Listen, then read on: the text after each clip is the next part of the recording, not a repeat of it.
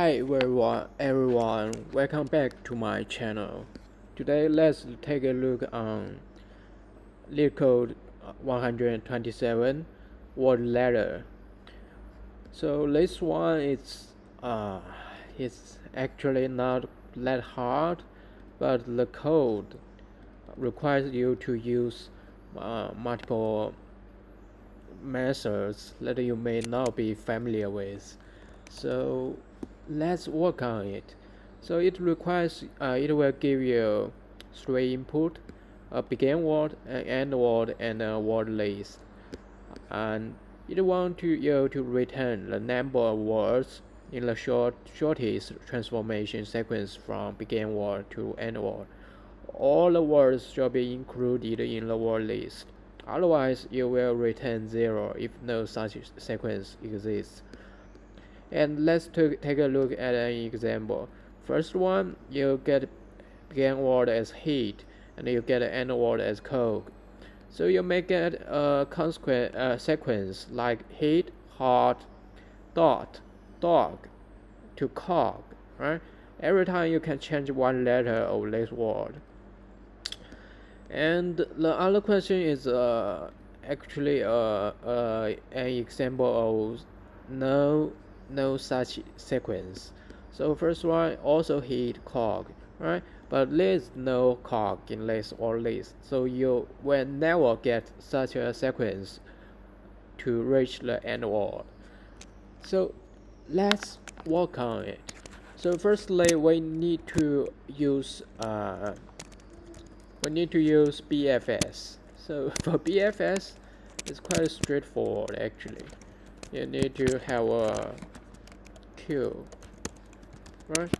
You can implement that with a linked list, and you also need to have a hash set.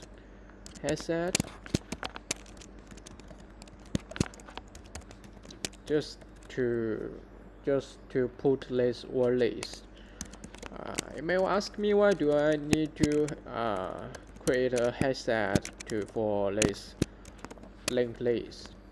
Actually, you for this word list, because there's one great thing with hash set that can increase the time complexity performance. That contains, it can check the if an element is inside let's set very quick compared to other data structure like this list.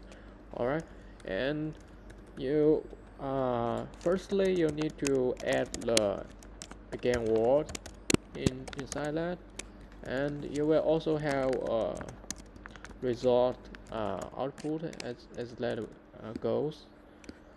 So firstly, you will initialize it to be 1 because let's assume extreme situation that begin word is equals to end word. That's basically that number of words is 1 basically, right? So y q is not equal to is not empty. We can get so firstly we can get the size of the queue, right? And we can give a for loop, or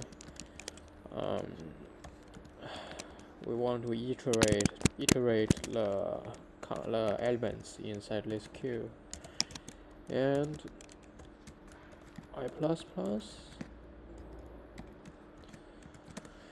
and we need to give current equal to q.pull, right? Every time we pull one element out of the queue and emit a current. And for this current, what we need to do is we firstly transform it into a character array. Car array equals to car.to character array. If you are not familiar with this method, it's totally fine. Because I'm also not familiar with len, because I just checked len online. you can do the same thing as me. For int j equal to 0, j less than car dot length. So basically, this step we are going to mutate the letter at the index j of this character array every time. And firstly, we want to give a temp variable to store that letter for later use. And then we need to mutate it, right? So we need to give a character called let's name it ch called a, and ch less or equal to z, ch plus plus. We should make it to equal to the ch, right? And we need to make the mutated string equals to let me see, new string. Yeah, this constructor is also searchable online. And you call array. Now you got the new string after mutation. And if set dot contains, which means the word list contains this mutated string, what we need to do is we need to add it into the queue, right? And we also need to remove it from the set to avoid the stack overflow. Otherwise it will loop that forever, because just guess, you can go from heat to hot, right? You can also go from hot to heat again, right? Yeah, in other words, you can go from hot to dot, and you can go from dot to hot again. But if you remove this hot after you add it in, use it once, it will not go back, right? Because you have these constraints here. Right. So that should work. And after this for loop, yeah, and we should also change this back, because how do you say, change it back to temp, because first, for example, if you are doing this hot, right, for the first letter, if you make the h to from A to Z, you finish that, right? And it will end with Z if you do not have this step, right? And if you go to the next step, go to the next letter O, then it will start with ZOT, not HOT, right? So that's why you need to put this H back. And what we also need to do is every time a for loop will be one step, right? So we need to plus our result.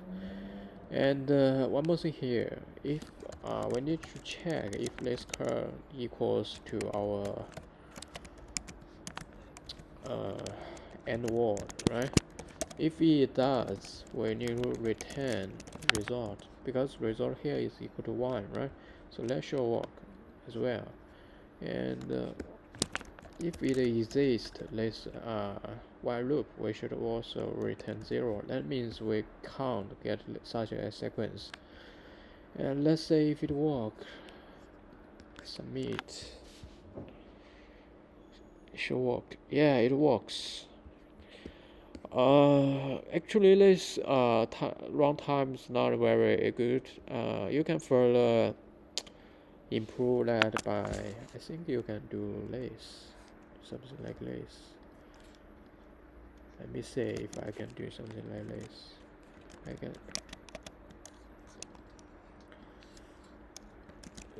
Let's say if it get improved or not.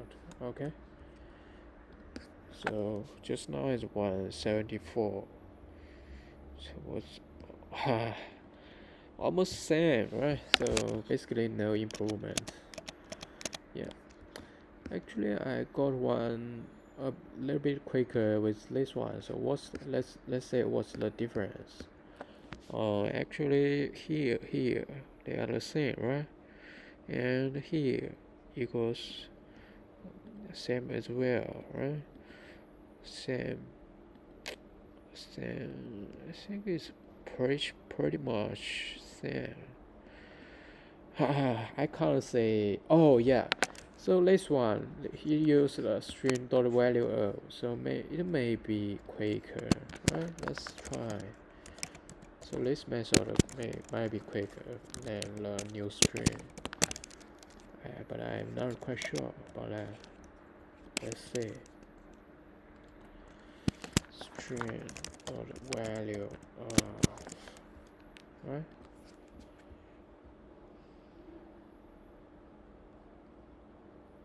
Where is it? Where is this line? 31.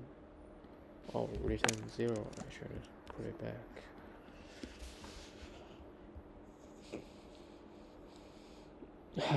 A little bit quicker, right? Basically nothing. Yeah. How about doing it inside?